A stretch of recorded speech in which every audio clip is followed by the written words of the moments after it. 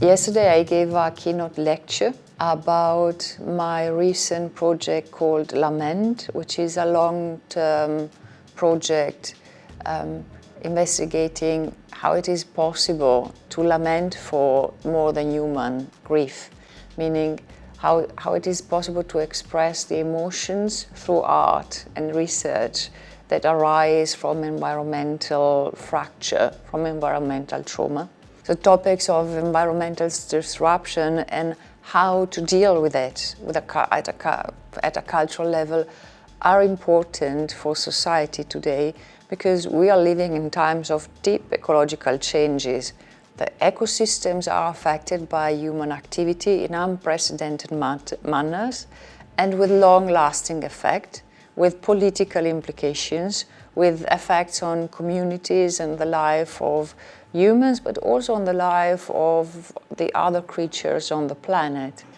What culture and research and the humanities can do is to produce ideas, concepts, and cultural tools to address these topics in society and in culture. So there's a need for adaptation and transformation that possibly also help go beyond the narrative, or we are just doomed, but how to do with that. Artistic work and artworks are a cultural technology, and they can tell us a lot about how a society relates to its environment. And interestingly, this kind of questioning of human habitual scales is, I think, at the moment a very big topic in science itself and in the humanities, social sciences.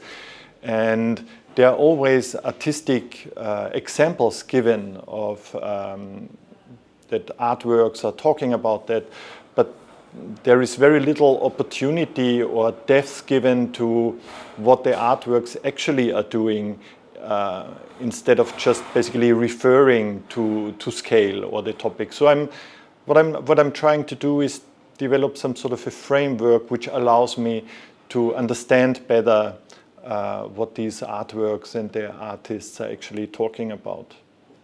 I come from decolonial thinking and decolonial activism, and it's through that angle that I was asked to look at the problematic of the symposium, which is environmental grief, critical environmental humanities in general. So I was coming from the indigenous and decolonial perspective to the same problematic.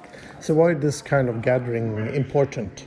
It's important because most of the time in the Western academia, these kinds of discourses are discussed through science. So people come from science, they start from science and then they come to humanities or to some interdisciplinary thinking. But the indigenous thought is usually dismissed because it's not considered serious enough to be knowledge for academia. So how do you strive to change this?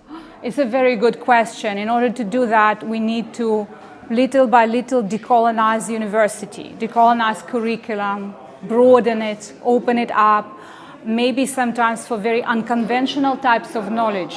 It can be narratives, it can be artworks, it can be something very mundane from everyday life and reality, something that is not right now part of academic research. This symposium workshop is about crisis, grief and resilience in philosophy, art and science. What are your view on these topics today? I think it's really important that here we have philosophy, art and science, as you say.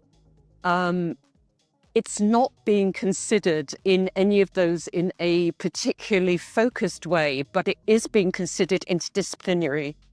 So bioart, for example, is incredibly important to my own work, and I'm a philosopher by training.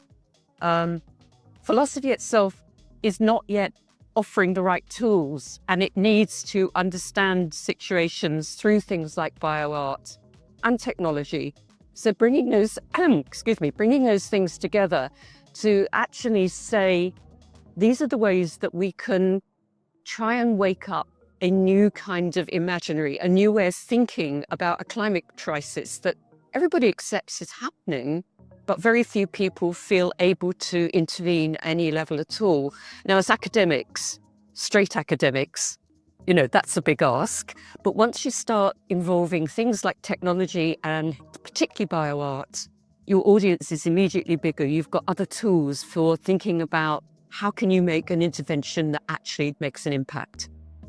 I think it's super important to meet people that are interested in kind of the same problems that you are self-interested in, but comes from a completely different perspective, to make you understand that there are important aspects that you haven't thought of yourself, that can actually enrich your research and make it even more relevant for society. So I think they are super important, these types of gathering, and like the critical ecology gathering here in Norrköping.